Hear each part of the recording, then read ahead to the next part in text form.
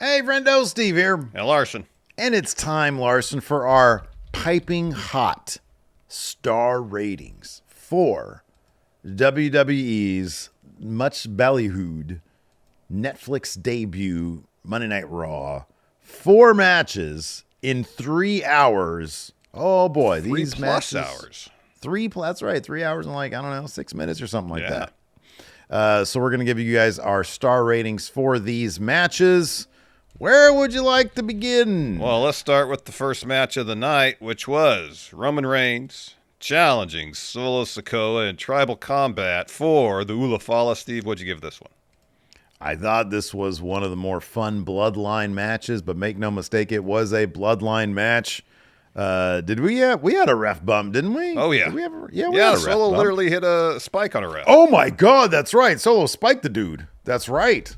We had the ref bump, massive overbook finish at the end involving multiple other storylines, lots of kickouts of finishers, Roman Reigns doubting himself and being helped back up by Sammy and Jimmy. I thought it was all good stuff, man. I gave this a straight up 4 stars. I thought it was a ton of fun, especially the end got me hooping and hollering. Good stuff. I thought it was the most entertaining match of the night. You know, the bloodline overbooked matches generally fall in one of two categories: drawn out, formulaic, long for the sake of being long to try to make them feel important. Mm-hmm. And then what we saw last night with the tribal combat, it was really a stark contrast to Roman's match against Jay, which was also a tribal combat match, and that was ponderous, boring, long for the sake of being long. You could feel the urgency in this match. That's to credit to Solo and Roman for bringing it in that regard. You felt like the stakes were valuable to both participants. Yeah. They both wanted that Ula Fala. Oh, yeah. The overbooking didn't get out of hand. It was ridiculous, but it didn't detract from the story being told. Mm-hmm. Mm-hmm. Yeah, all in all, I thought it was a lot of fun. I agree with you, 4 stars. I enjoyed it quite a bit. It was long, but didn't feel long. At no point to me did it feel like it was a half-hour long match, which it basically was. I like that there was, I feel like one thing they haven't done enough of recently, over the past, 9 months or whatever, a year, I guess, 9 months, is Solo's character stuff as it relates to Roman Reigns. And I thought that his in-ring character talking stuff I thought was really good here. He was like saying, "Oh, I loved you, et cetera, but you didn't love me back." I thought that was actually good. So yeah, I like this match. I thought it was cool. Yeah, it was fun. Next up for the Women's World Championship, Rhea Ripley defeating Liv Morgan, winning that title. Thought it was a good match. I appreciate they didn't rely too much on the typical Judgment Day overbooking aspect. I'm guessing Triple H wouldn't be above doing a lot of overbooking in 2 consecutive matches, but I'm happy. Kind of surprised they didn't have Balor and Priest. Yeah, it was just Dom there ringside trying to help Liv. I'm happy that this story has reached this conclusion because I feel like from a creative standpoint, it kind of ran out of steam. And if they had booked this title win the story, we don't know how much injuries played a role. Although just today I read that apparently this was one of the matches that was penciled in for WrestleMania, so they thought they could get another 3+ months out of this. Oh my God. Wow. But I don't know the time frame by which at one point it was penciled in for WrestleMania. Just creatively, it wasn't working as well as it was early on. I felt like if this match had happened when the story was crescendoing, I probably would view it a bit more favorably just because of the course of the story being told. That being said, I gave it 3.5 stars. I felt it was good. It was really good. Yeah, this is where I landed on 3.5. So far, our Katras are aligned because we're Vulcans. Yeah, I'm at 3.5 as well. Everything you said, I agree with. I think if the match happened when the story crescendoed, as you say, it probably would have had a little bit more heft to it. That being said, all things considered, they gave this match as big match a feel as they could, given that it sort of had petered out a bit. But no, I thought it was fine. I thought the meat of the match was fine. Again, kind of pay-per-view quality in terms of people kicking out of finishers.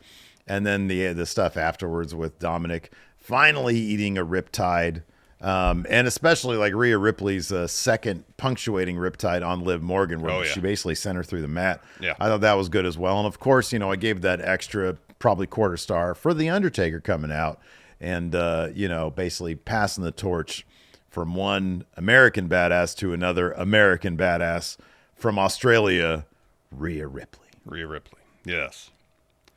All right, next let's talk about Jey Uso scoring the opportunistic pin. Yeet. Against Drew McIntyre in the shortest match of the night. 10 minutes, 20 seconds, according to Wikipedia here. Steve, what'd you give this one? I gave this 3 stars. I think it deserves 3 stars. I feel like Drew probably should have won this match, but you're in a sticky situation because Jey Uso's like a really popular guy, and I get they want to run this back, maybe in an actual main event of Raw on Netflix, or maybe it's Saturday night's main event. I don't know. Maybe the story will pick up at the Rumble. I don't know. They want to prolong this story a little bit. Maybe they've realized that Roman's going to do something that isn't Drew McIntyre at WrestleMania, so they got to prolong things. I don't know. In any event, Drew's quest to be OG Bloodline Hunter continues with Jey Uso, because Jey Uso got the opportunistic win here. He had the big Travis Scott entrance. That was good. That was cool. Somebody, I forget which comments it was, said something along the lines of, Jey Uso got the big main event, most popular guy in the company entrance, and then did what he always does, goes in the ring and does like 5 moves. It was fine. It was a good match. It was a good, solid, Raw match. Yeah. So I gave it 3 stars. Yeah, I gave it 3 stars as well. I will say this, that I don't necessarily think it's the number of moves in your arsenal that dictates whether you're a good or bad wrestler. I agree with that. I don't think that's a fair criticism to say, well, he only does 5 moves, therefore he's a crap. It wasn't, I don't even think he said the number of moves. I think he was like, he underwhelmed in the ring or something like that. He's not the most compelling in-ring guy in the world. No, he's not on a consistent basis, but he's capable of putting on compelling matches. His match against Braun, where he won the Intercontinental title, was really, really good. Yeah, it was a good match. Yeah, I kind of felt like Drew probably should have won this too. This should be the year that Drew McIntyre goes on a rampage. Just destroys everything. Yes. And maybe after this match now is finally when he's like, now I have to go on a rampage and just wreck everybody. Yeah. After Jay ducks a Claymore and rolls up Drew to get the win. And I know Drew has beaten Jey Uso a number of times over the course of the last year. So at some point, you guess Jay has to get a win. And I'd assume Drew's going to get his win back whenever they have the rematch, as you mentioned, maybe on the main event of Raw. But this match was just all right. 3 stars. Yeah, I agree. Let's move on to our main event. CM Punk defeating Seth Rollins in a grudge match. Grudge match.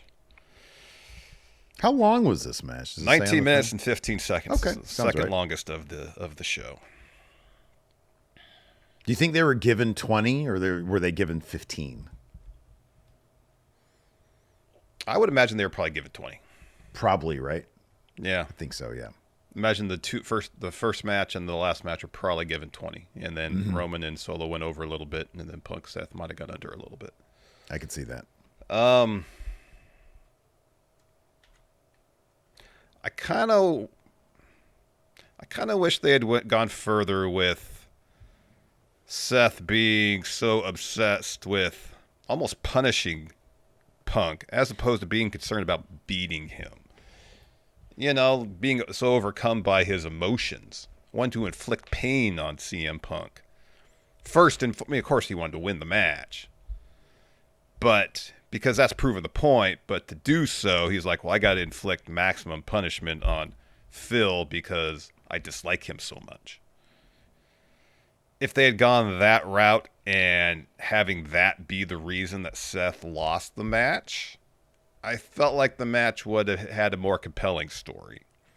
And there was moments in the match where Seth was seemingly overcome by how much he detests Punk. You know, doing those kicks when Punk was down to the head, battering him with shots in the corner, and the ref had to separate him.